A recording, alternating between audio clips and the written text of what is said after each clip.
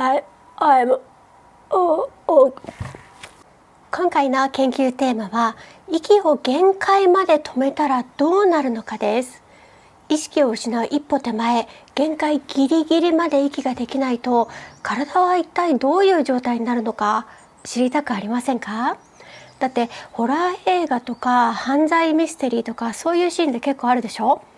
あれは役者さんたちが演技しているわけですが、実際自分が体験したり他人が窒息しかけたりするのを見たことある人はほとんどいないんじゃないでしょうか。今日はそんなちょっと怖いお話もしつつ、素潜りと息止めについてお話したいと思います。ただね、内容が YouTube の規約的にアウトの可能性もあります。もしこの動画が削除されちゃったらごめんなさい。はい、こんにちは。素潜りマーメイドスイム研究所所長のマリダイバーです。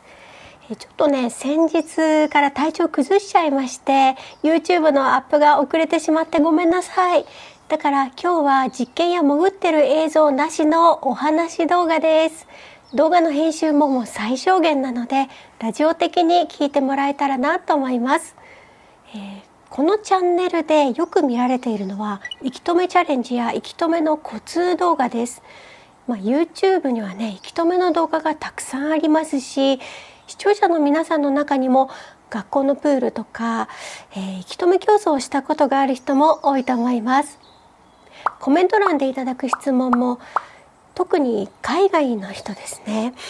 どのくらい息を止められますかと息止めに関する質問が一番多いです。だから人間が息を限界まで止めるとどうなるのか、具体的な体の反応について興味がある人も多いんじゃないかなと思います。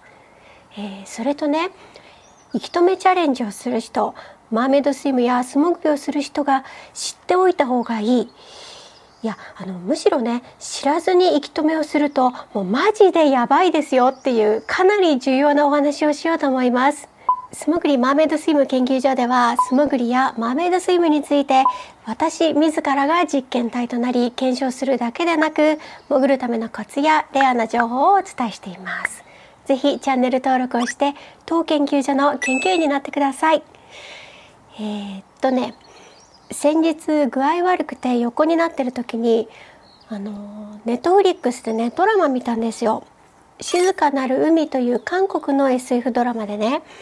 ホラーミステリー、ホラー SF ミステリーの要素もあるかな、なかなか面白いドラマなんですが、その第1話のラストで人間が限界まで息止めした状態、そういうのが見られるシーンがあるんです。お話をざっくり言いますと、月に向かっている宇宙船が月面にね不時着しちゃうんですね。で、命からがら脱出した途端に宇宙船は月面の谷間にねズズッと飲み込まれてしまいます。だから宇宙飛行士たちは徒歩で月面基地まで行くしかないんですね。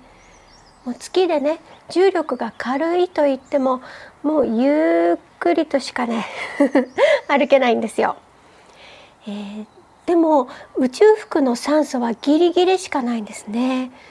やっとこさ基地の入り口までたどり着いた時にはもう酸素のね、ここにコンピューターあるんですけど、酸素残量が 3%、2%、1% でもう死にかけなんです。で、早くハッチを開けて生命維持装置と酸素をチャージしないともう窒息死で全滅、そういう状態です。で、扉の前でパスワードを入力装置にね入れるんですが、間違えちゃうんですね。酸素がなくて頭がぼんやりするからです。もう指もねうまく動かせないんですよ。で、もう一回入力します。で、またエラー。もうね、宇宙飛行士さんの目はうつろで、もうヘルメットのね頭を叩いて思い出せ思い出せっていう感じで一生懸命なんですよ。もう絶対絶命というシーンなんですが、これね、フリーダイバーがブラックアウトする寸前にとてもよく似てます。ブラックアウトというのは酸素不足によって気絶することです。顔を水面に出して呼吸すればすぐにね回復するんですが、水中でブラックアウトをすると溺死してしまいます。幸いね、私はブラックアウトを起こしたことはないんですが、このブラックアウトという現象を詳しく説明しますね。前回の動画で私は3分の息止めしてますね。で、最後までご覧になった方は覚えてると思いますが、最後に私はこうニコニコしながらね、I'm OK と言ってますね。で、あれは何かっていうと、フリーダイビングの競技ではちゃんと指で OK サインをして I'm OK と言わないといけない決まりなんです。で、I'm OK が言えないと失格です。ちょっとね、皆さん今ね OK サインしてみてください。でね、I'm OK って言ってみてください。簡単でしょ？誰でもできるはずです。でもね、ブラックアウト寸前だと I'm OK って出てこないんですよ。それどころかね、もうまともに立っていられないレベルです。フリーダイビングの試合で選手は自分の限界ギリギリまで挑戦しますね。でもその限界の見極めがとっても難しいんです。酸素不足で頭がね朦朧としてますからね。選手の中には顔を水面にこう出した瞬間にブラックアウトする人もいます。むしろ気圧が急激に変化する浅い水深の方が血圧に影響が大きいのでブラックアウトしやすいんです。水面に出て急にねブラックアウトすることが多いです。もうねこんな感じです。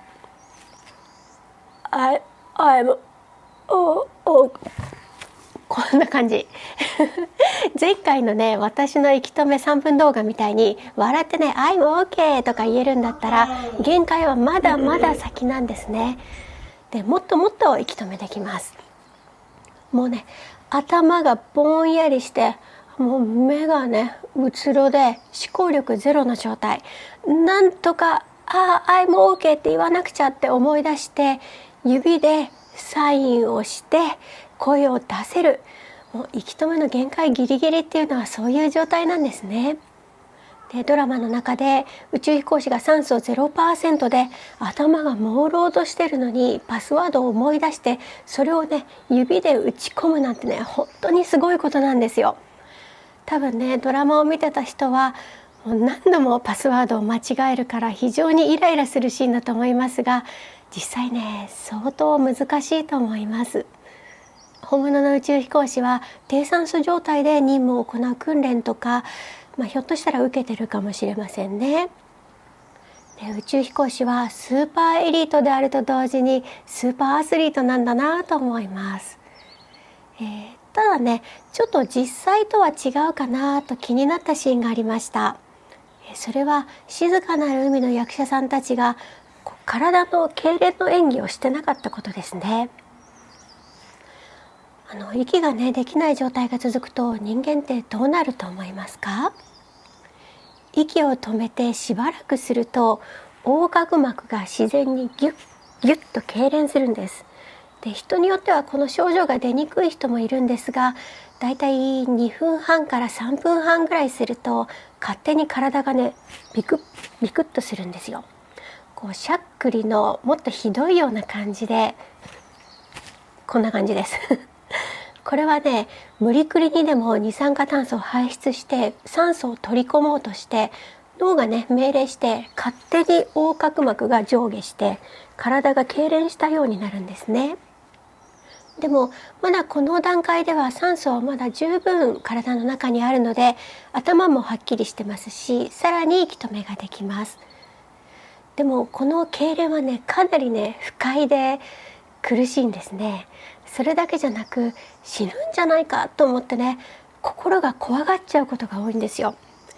だから訓練を受けてない普通の人は怖すぎて息止めをこの段階でやめてしまうと思います。ですごく苦しいですが、さらに息を我慢していると先ほどのようなね頭がぼんやりとする脳の酸欠状態になります。人体は記憶とか言語能力、思考力を司る大脳よりも心臓を動かす脳幹に優先的に酸素を回そうとするんですね。で、体のコントロールが効かなくなって体がねこうガクガクね、手足がこうバタバタする痙攣が起こったりします。これをねサンバって言います。ブラジルのダンスのね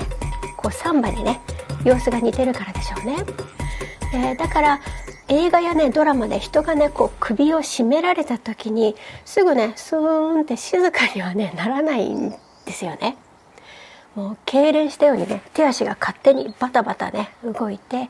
そういう演技をしている役者さんはかなりね研究熱心で演技もね本格的だと思います。そしてサンバの後に、呼吸が回復しなければ意識を失うブラックアウトが起こります。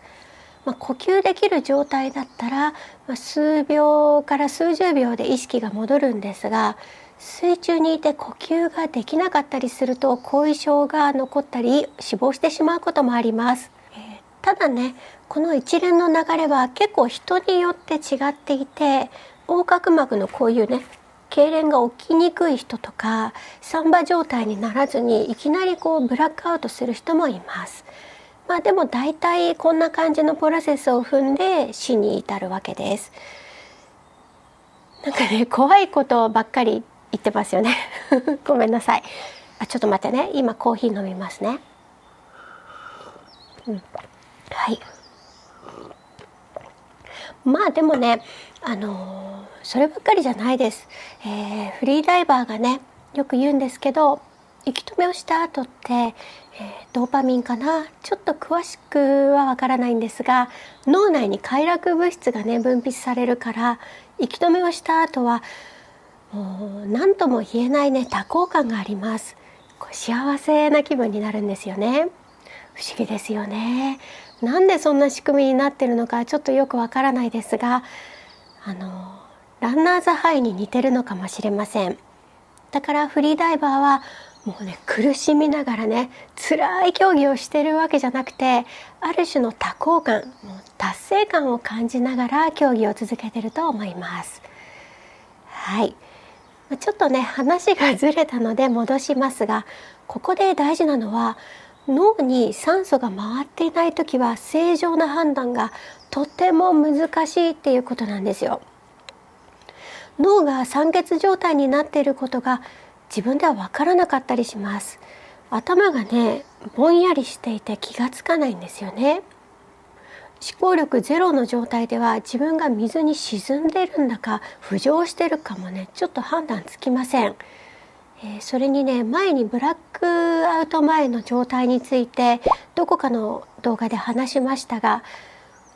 いける、まだいけるって思うのもねひょっとしたら勘違いかもしれません。実際はもうね限界なんですが、頭がぼんやりしてるからいける、まだいけるみたいにね勘違いしてるんです。お酒を大量に飲んだ酩酊状態に近いかもしれません。酔っ払いの人ってね大丈夫大丈夫とか言いますけども、全然大丈夫じゃないんですよね。はい。普段から簡単なこと、もう OK サインを指で作れないとか I'm OK って言えないような状態ってすごくやばいと思いませんか？だから私は息止め動画でもう何度も何度もね、もう絶対に一人でやらないでって言ってます。正常な判断ができなくなるかもしれないからです。はい。そもそもね私のチャンネルはあくまで素潜りマーメイドスイム研究所で、素潜りフリーダイブ研究所ではないんですよね。特にマーメイドスイムにおいては息を長く止めることはそんなに重要じゃないです。むしろ長時間息止めを我慢しすぎるのは人形的に良くないと思ってます。だってね、いくら水中で長くねこう泳げたとしても水面に浮上した時にねこんなことやってたらね人形っぽくないですよね。あくまで私個人のね美学というか、美しいか美しくないかの問題ですね。正直かっこ悪いです。綺麗じゃないですよね。全然マーメイドじゃないですよ。そういう人がねいてもいいんですよ。例えばね、まだビギナーの時はね、こうってね、こう前半息継ぎしちゃいますし、ヒレもねこうバタバタせわしなくてね、無駄な動きも多いです。私も昔はぜいぜいやってました。でも今はねそれはやりたくないんですね。水面に上がった時に仲間のマーメイドに大丈夫ってね心配されるほどこうってむせたりね息が荒くなるのは息止めをしすぎてると思います。マーメイドスイムは競技ではないです。マーメイドスイムにおいては水の中でも水の上に顔を出しても私全然平気ですが何かみたいにね澄ました顔で優雅に美しくあることが大切だと思います。ましてやねブラックアウトして気絶して周りの人に救助してもらうとかね、もってのほかですよ。そんなね危ないことをするぐらいだったらもうほんの数秒でね浮上した方がよっぽどマシです。マーメイドスイムにおいてはね、自分がどのくらい息を止められるのか、限界を把握しておくことはとっても大切です。あくまでね私自身の個人の基準ですが、水面に上がった時にふーっと息をついてニコッとね微笑むことができる、そのぐらいの息止め時間に自分で決めています。例えば息をねふーっと吐き切って浅い水深に沈むのは30秒、水深5メートル以内をこうぐるぐる回ったり自然に自由自在に泳ぐのは1分間、ただ単に水底でじーっとしているのは2分、これ以上は頑張らない。このぐらいだったら水面に顔を出した時にもふーニコってねできますし、ぜいぜいね息が荒くなりません。数分休めばまた引き続き潜ることができます。ブラックアウトもまず起こりません。これはね心で秒数をカウントしてるわけじゃなくて、これまでの経験で体が覚えてるというか、特に意識しなくても、30秒1分2分になってる感じです。目標の目安としてはマックスで2分から3分息止めできればマーメイドは十分です。これだったらね水中で1分ほどこうぐるぐる泳ぎ回れますし、余裕を持ってパフォーマンスできます。でもね30秒も息が持たなくても大丈夫です。いかにね美しく泳げるのかの方がずっと大事です。はい。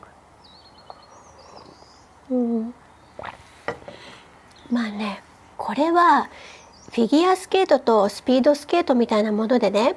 フィギュア選手にこのリンクを何秒で回れますかとかね、時速どのくらいで滑れますかって質問するようなもので、速く滑ることよりも美しく滑る方が大事ですよね。ただねアイスリンクで滑ることができるという技術は必要ですよね。マーメイドスイムでは息止めの練習がそれにあたります。呼吸や精神をコントロールする訓練は必須です。素潜りで息を止めている以上避けて通れないトレーニングです。でもね息止めの時間の長さよりも、我々マーメイドスイマーにとってはですねもっと大事なことがあります。優雅に美しく楽しく安全に泳ぐということですね。だから息止めを続けるとどういう状態になるのか、サンバやブラックアウトとは何なのかという知識をちゃんと頭に入れて、普段の練習で自分の潜水時間を把握して人に迷惑をかけず安全に潜るのが大事です。ひとまとめにね素潜りと言われますが、魚突きをしたいのか、フリーダイビングの試合に出たいのか、マーメイドになりたいのか、スキンダイビングを楽しみたいのか、目的はねもうそれぞれなんです。でもどの素潜りでも一番大切なのは死なないことです。だからあまり息止めのタイムにこだわらず、自分が水中で何をしたいのかをちゃんとね、心に留めておきたいですよね。はい、長々とねお話ししてしまいましたね。最後までお付き合いくださってありがとうございます。この動画が面白いと思われましたら、ぜひ高評価やチャンネル登録をお願いします。また次の動画であなたとお会いできたら嬉しいです。